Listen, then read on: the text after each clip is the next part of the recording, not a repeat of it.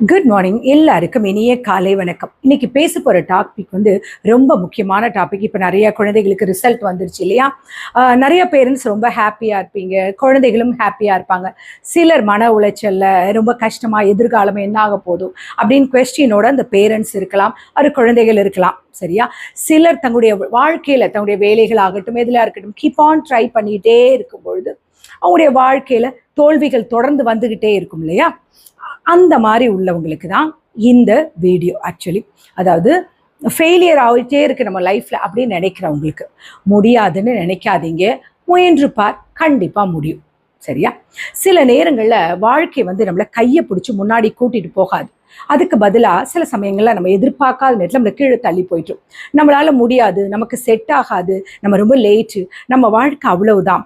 இந்த வார்த்தைகள் கேட்டு கேட்டு கேட்டு நம்முடைய கனவுகள் நம்ம சந்தேகப்பட ஆரம்பிச்சோம். நம்ம சந்தேகப்பட ஆரம்பிச்சோம், ஒருவேளை கையால் ஆகாதவனான்ட்டு. பட் ஒரே ஒரு விஷயம் மட்டும் மறந்துடாதீங்க, மரம் ஒரு நாளில் வளராது, கடல் ஒரே ஒரு நாளில் மட்டும் மழையால் நிரம்பாது. அதே மாதிரி தான் வாழ்க்கை. ஒரு தோல்வியால் உங்கள் வாழ்க்கை இவ்வளோதான் அப்படின்றது முடிஞ்சிடாது. இன்னைக்கு நீங்கள் கஷ்டப்படுற இடம் நாளைக்கு உங்களுடைய ஸ்ட்ரென்த்தாக மாறலாம் இல்லையா? அதனால தான் இந்த வீடியோ முடிகிற வரைக்கும் மறக்காமல் பாருங்கள். ஒரு மோட்டிவேஷன் வீடியோ கிடையாது இது. நிறைய பேர் இப்போ உள்ள உடைஞ்சு போயிட்டு ஐயோ நம்ம எதிர்காலம், நம்ம பிள்ளைகளுடைய எதிர்காலம் என்ன என்ன அப்படின்னு யோசிக்கிறோம் இல்லையா? உங்களை மாதிரி ஆட்களுக்கு ஒரு உயிர் கொடுக்குறதா இந்த வீடியோ. எப்படி சொல்லலாம், ஒரு குழந்தை நடக்க கற்றுக்கும் பொழுது அது திரும்ப திரும்ப விழுந்துக்கிட்டே இருக்கும் இல்லையா? திரும்ப அது எழும்பும். ஆனால் அந்த குழந்தை ஒரு நாள் கூட கீழே விழுந்தோடனே என்னால் இனிமேல் நடக்க முடியாது அப்படின்னு அந்த குழந்தை முடிவு பண்ணுதா? ஏன் நம்ம மட்டும் ஒரு தோல்வியை வாழ்க்கையே முடிஞ்ச மாதிரி ஏன் ஃபீல் பண்ணுறோம்? எக்ஸாமில் ஒரு ஃபெயில் ஆயிரும், இல்லை ஒரு ரிலேஷன்ஷிப்பில் ஃபெயிலியர் ஆயிரும், இல்லை ஒரு ஜாப்பில் ஏதாவது கிடைக்காம ஸ்ட்ரகிள் பண்ணுறோம், இல்லை பிஸ்னஸில் ஒரு ஃபேமிலி ஸ்ட்ரகிள், இல்லை ஃப்ரெண்ட்ஷிப்பில் ஏதாவது ஒரு பிரச்சனை. இதெல்லாம் சேரும் பொழுது ஏதோ ஒரு ப்ராப்ளத்தால் நம்மளுடைய எப்படி சொல்லுது, நம்மளுடைய ஸ்ட்ரென்த் கீழே இறங்குற மாதிரி இருக்கு இல்லையா? நம்ம கான்ஃபிடென்ட் குறையிற மாதிரி இருக்கும். சிலருக்கு வீட்டில் கூட சப்போர்ட் இருக்காது. பார்க்குறவங்களாம் என்ன கேட்பாங்க, நீ இன்னும் லைஃப்பில் செட்டில் ஆகலையா, நீ மட்டும் ஏன் இப்படி இருக்க? இப்படி பல பேர் நம்மளை வார்த்தையால் குத்தி குத்தி கொண்டுட்டே இருப்பாங்க. நைட் ஆனால் தூக்கமே வராது. மொபைல் ஸ்க்ரீனை பார்த்துட்டு இருந்தா கூட எப்படி சொல்கிறது, நம்ம அப்படியே அதில் பார்க்குற விஷயங்கள்லாம் நம்ம மைண்டில் எப்படி தோணும், நம்ம வாழ்க்கை மட்டும் எப்படி இருக்குது, நான் ட்ரை பண்ணிட்டு தானே இருக்கேன், ஏன் எனக்கு மட்டும் இப்படி நடக்குதுன்னு யோசிப்போம் இல்லையா? வாழ்க்கை உங்களை ரிஜெக்ட் பண்ணவே இல்லை, உங்களை தயார் பண்ணிக்கிட்டு இருக்க அடுத்த கட்டத்துக்கு. தோல்வின்றது எப்படி சொல்கிறது, ஒரு எண்டு கிடையாது. ஒரு விதை இப்போ எக்ஸாம்பிளுக்கு ஒரு மண்ணுக்குள்ளே போடுறோன்னு வச்சுக்கோங்க. அது கீழே மண்ணுக்குள்ளே போகும்போது அது இருட்டை தான் பார்க்குது.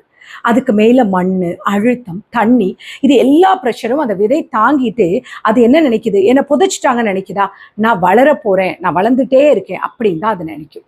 அது மாதிரி தான் நீங்களும் உங்கள் வாழ்க்கையில் நீங்கள் சந்திக்கிற கஷ்டங்கள் உங்களை கண்டிப்பாக முடிக்கிறது அது வரவே கிடையாது. உங்களுக்குள்ள ஒரு மாற்றத்தை கொண்டு வர வருது. நம்ம சொசைட்டியில் சக்ஸஸ் வந்தவங்களை மட்டும்தான் எல்லாரும் செலிப்ரேட் பண்ணுவாங்க. அதுதான் ஒரு இயல்பு இல்லையா?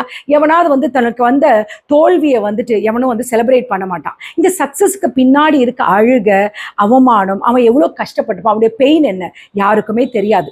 இப்போ ஒரு ஃபேமிலி எடுத்துக்கிட்டிங்கன்னா, ஒரு குடும்பத்தில் ஒரு தலைவர், அவர் டெய்லி ஸ்ட்ரகிள் பண்ணி அந்த ஃபேமிலி சூப்பராக இருக்கணும், அவர் அவ்வளோ ஸ்ட்ரகிள் பண்ணுவார். அந்த அம்மா அந்த குழந்தைகளுக்காக அவங்களுடைய லைஃப்பை சாக்ரிஃபைஸ் பண்ணுவாங்க, குழந்தைகளுடைய ஃப்யூச்சருக்காக யோசிப்பாங்க. ஒரு குழந்தைகள் பார்த்தீங்கன்னா எப்படியாவது மார்க்கில் நல்ல மார்க் எடுத்துடணும், ஸ்கோர் பண்ணணும்னு சொல்லி ஹார்ட் ஒர்க் பண்ணி படிச்சுட்டு இருப்பான். சரியா? இன்னொரு குழந்தைகள் பார்த்தீங்கன்னா வேலை கிடைக்கணும்னு அவங்க இன்டர்வியூ போவாங்க, அட்டன் பண்ணுவாங்க. பட் அவங்களுக்குள்ள ஒரு ஃபெயிலியர் வந்துடுது. பட் அவங்க என்ன பண்ணுறாங்க, திரும்பவும் புக் எடுத்து படிக்கிறாங்க. இதெல்லாம் எப்படி சக்ஸஸ் இல்லைன்னா வேறு எது சக்ஸஸ் நீங்கள் சொல்லுவீங்க? முயற்சி பண்ணுறவன் தான் தோத்தவனே கிடையாது இல்லையா? அவன் லேட்டாக ஜெயிக்கிறவன், அவ்வளவுதான். சில நேரங்களில் நீங்கள் எடுத்துக்கலாம், நம்ம வாழ்க்கையில் கையில் இல்லாத மாதிரியே ஒரு ஃபீல் ஆகும் இல்லையா? நம்ம எவ்வளோ முயற்சி பண்ணாலும் என்னடா இது ஒன்றுமே நடக்காத மாதிரி இருக்கே.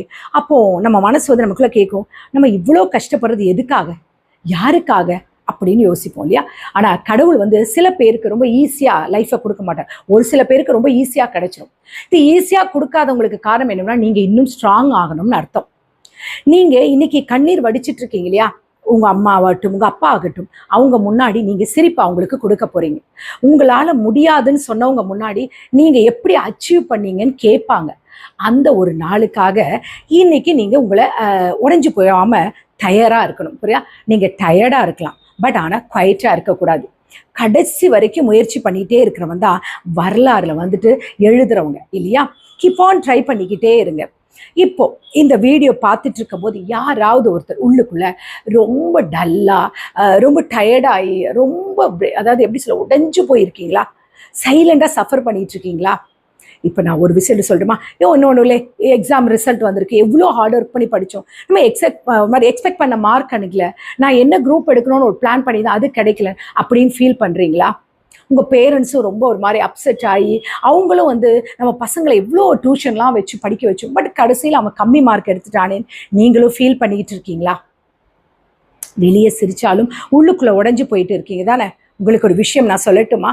அந்த குழந்தை வீக் கிடையாது, அவங்க நிறைய ஃபைட் பண்ணிட்டு இருக்காங்க. வாழ்க்கை ஈஸியாக இருந்துச்சுன்னா எல்லாருமே வின்னர் ஆயிடலாம் இல்லையா? கஷ்டத்துலேயும் நிமிர்ந்து நிற்கிறாங்களே, அவங்க தான் ரியல் வாரியர்ஸ். அதனால யாரு கூடயும் உங்கள் குழந்தைகளையோ இல்லை உங்களுக்கு இந்த மாதிரி கஷ்டத்தில் இருக்கவங்கள கம்பேர் பண்ணாதீங்க. புரியுதா? உங்கள் லைஃப்பில் உள்ள எந்த சுச்சுவேஷனும் அடுத்தவங்க கூட கம்பேர் பண்ணாதீங்க. ஒவ்வொருத்தருக்கும் அவங்களுடைய வாழ்க்கைக்கு ஒரு ஸ்டைல் இருக்குது. பல பேருடைய சிரிப்புக்கு பின்னாடி இருக்கிற பெயின் உங்களுக்கு தெரியுமா? அதனால உங்கள் ஜேர்னியை மட்டும் நீங்கள் பாருங்கள். ஸ்லோவாக போனாலும் பரவாயில்ல, ஸ்டாப் ஆகாமல் நின்றுடாதீங்க. புரியுதா? போயிட்டே ஓடிக்கிட்டே இருங்க. சில சமயங்களில் நம்ம தனிமையாக இருக்கும் பொழுது எப்படி சொல்கிறது, பயங்கரமாக நம்ம யாருக்கிட்டையுமே பேச முடியாமல் நம்ம மனசுக்குள்ள ஒரு 1008 குழப்பங்கள். நான் எவ்வளவு ட்ரை பண்ணிக்கிட்டே இருக்கேன், எவ்வளோ இன்டர்வியூ அட்டன் பண்ணுறேன், எவ்வளோ விஷயங்கள் செய்கிறேன், எப்படியாவது நான் லைஃப்பில் வரணும்னு நினைக்கிறேன். தோல்வியாக இருக்கும் போதுல வெளியில் எல்லாருக்கிட்டையும் நான் ரொம்ப நல்லா இருக்கிற மாதிரி சொல்லும். தனிமையாக இருக்கும்பொழுது எதுக்கு அழுறோனே தெரியாமல் அழுறோம். சில பேர் தன்னுடைய கனவுகளை குடும்பத்துக்காக, நேற்று நான் சொன்னேன் இல்லையா, அது மாதிரி நிறைய பேர் அது மறைச்சிருவாங்க குடும்பத்துக்காக. சில பேர் அவமானத்தால சேர்த்துட்டு இருப்பாங்க. சில பேர் தோல்வின்ட்டு எது ட்ரை பண்ணாலும் ஃபெயிலியர்னு அவங்க ரொம்ப அப்செட்டே இருப்பாங்க. இனிமே நான் வாழ்ற வாழ்க்கையே எதுக்கு, ஒரு அர்த்தமே இல்லையே அப்படின்னு போராட்டத்தோட இருப்பாங்க. நான் ஒண்ணு மட்டும் கேளுங்க, இன்னைக்கு நீங்க அனுபவிக்கிற இந்த வழி ஒரு நாள் உங்களுடைய பெரிய ஸ்ட்ரென்த்தா மாறும். இன்னைக்கு நீங்க எப்படி சொல்றது, உங்களை இக்னோர் பண்ண உலகம் நாளைக்கு உங்க கதையை கேட்டு ஆச்சரியப்படும். இன்னைக்கு உங்களை கீழே பார்த்தவங்க, உங்க குடும்பமாகட்டும், உங்க ஃப்ரெண்ட்ஸ் ஆகட்டும், உங்களுடைய சுற்றமாகட்டும், உங்களை உயர்வா பார்த்து பெருமைப்படுவாங்க. பட் அந்த நாளை பார்க்கறதுக்கு நீங்க ஸ்ட்ராங்கா இருக்கணும், நீங்க உடஞ்சிடக்கூடாது. புரியுதா? உங்க கண்ணீரை யாரும் மதிக்கலைன்னா கூட, உங்களுடைய போராட்டத்தை எல்லாரும் புரிஞ்சுக்கல அப்படின்னா கூட, கடைசி வரைக்கும் நீங்க உங்களை நம்புங்க. புரியுதா? விழுந்தவங்க எல்லாமே தோத்தவங்க கிடையாது. புரியுதா? மீண்டும் எழுந்திருக்காதவங்க தான் தோத்து போனவங்க. புரியுதா? ஒரு நாள் நீங்க நிமிர்ந்து நின்று அழுத அதே இடத்துல போய் நின்றுட்டு திரும்பி பார்த்து நீங்க சொல்ல போறீங்க, இந்த வழிதான் என் வாழ்க்கையை இன்னைக்கு மாத்திச்சு. அந்த நாள் கூடிய சீக்கிரத்துல வரப்போகுது. ஒரு நாள் உங்க அம்மா கண்ணீரோட சொல்லுவாங்க, என்னுடைய குழந்தைய ஹார்ட் ஒர்க் பண்ணான், எவ்வளோ கஷ்டப்பட்டான், உடஞ்சு போயிருந்தான் ஃபெயிலியர்ஸை பார்த்து, ஆனால் இன்னைக்கு அவன் பல பேருக்கு நம்பிக்கையா இருக்கான் அப்படின்னு. அந்த நாளுக்காக இன்னும் கொஞ்சம் தாங்குங்க, இன்னும் கொஞ்சம் ஃபைட் பண்ணுங்க. கடவுள் லேட்டா ஆன்சர் கொடுப்பார், பட் பெஸ்ட்டாக ஆன்சர் கொடுப்பார். உழைச்ச மனசை அவர் ஒரு நாளும் கைவிட மாட்டார். புரியுதா? அதனால இப்போ இந்த நிமிஷத்துலேருந்து நீங்க உங்களுக்குள்ள ஒரு ப்ராமிஸ் பண்ணிக்கோங்க, எவ்வளவு வழி வரட்டும், நான் என்ன ஒரு நாளும் விட்டு கொடுக்க மாட்டேன். உலகம் என்ன முடியாம சொன்னா என்ன, நான் முயற்சி பண்ணிக்கிட்டே இருப்பேன் அப்படின்னு சொல்லுங்க. முயற்சி பண்ணிக்கிட்டே இருப்பேன்னு நினைச்சிட்டே இருங்க. புரியுதா? இப்போ இந்த டைம்ல இது நான் முக்கியமான ஒரு விஷயம் சொல்றேன். இப்போ 12th exams and 10th exams ரிசல்ட்ஸ்லாம் வந்துச்சு. நிறைய குழந்தைகளை, நிறைய பேரண்ட்ஸ் எதிர்பார்ப்போடு இருந்திருப்பீங்க இல்லையா? நம்முடைய குழந்தை நல்ல மார்க் எடுக்கும், நல்ல காலேஜ் கிடைக்கும், அப்படி நிறைய பேர் எதிர்பார்ப்போடு இருந்திருப்பீங்க. சில குழந்தைகள் மார்க்கு குறைவா எடுத்து ஃபெயில் ஆயிருக்கலாம். குழந்தைகளை போட்டு நீங்க திட்டிருப்பீங்க. லைஃப்ல இந்த குழந்தை என்ன பண்ண போகுதுன்னு தெரியாம பேரண்ட்ஸ் நீங்களும் அழுது குழந்தையும் ஒரு டென்ஷன் ஆக்கிட்டு இருப்பீங்க. பட் நான் ஒன்று தான் சொல்றேன், அந்த குழந்தைகளுடைய ஒரு மார்க் ஷீட் அதனுடைய வாழ்க்கையை டிசைட் பண்ணாது. புரியுதா? உங்களுடைய குழந்தைகள் மேல நீங்க நம்பிக்கை வைங்க. இந்த மார்க் ஷீட் குழந்தைய டிசைட் பண்ணாது. ஒரு ஃபெயிலியர் இந்த குழந்தையோட எதிர்காலத்தை எழுதாது. இந்த உலகத்துல பெரிய இடத்துக்கு போன நிறைய பேர் ஒரு நாள் தோத்தவங்க தான். அதை நீங்க மறந்துடக்கூடாது. அது உங்க குழந்தைக்கு சொல்லி கொடுங்க. பட் ஒரு விஷயம் குழந்தைகள்கிட்ட சொல்லுங்க, முயற்சி பண்ணிக்கிட்டே இருங்க, நிறுத்திடாதீங்க. இன்னைக்கு என்ன ரிசல்ட் மோசமா இருந்தாலும் சரி, வாழ்க்கை முடிஞ்சிடலன்னு உங்க குழந்தைக்கு தயார்படுத்தி விடுங்க. நீங்க என்னவும் கோபப்பட்டனாலும் அந்த கோபத்துடைய அர்த்தத்தை அந்த குழந்தைகளுக்கு புரிய வைங்க. புரியுதா? ஒரு ரிசல்ட்டுக்காக நீங்க அந்த குழந்தைகளை காயப்படுத்திடாதீங்க.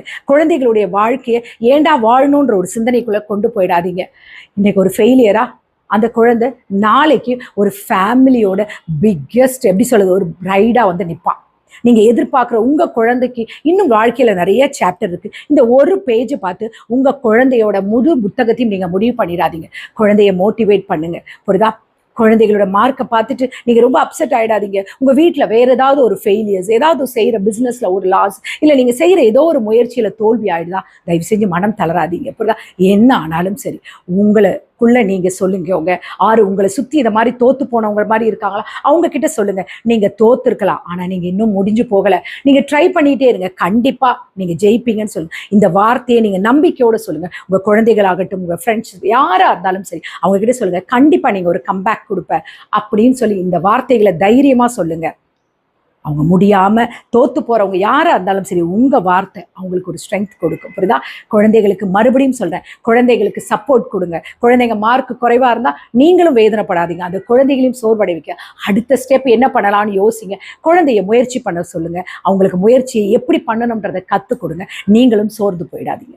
இந்த நாள் உங்களுக்கு இனிய நாளா இருக்க கடவுளை வேண்டிக்கிறேன். Take care, bye bye, love you all.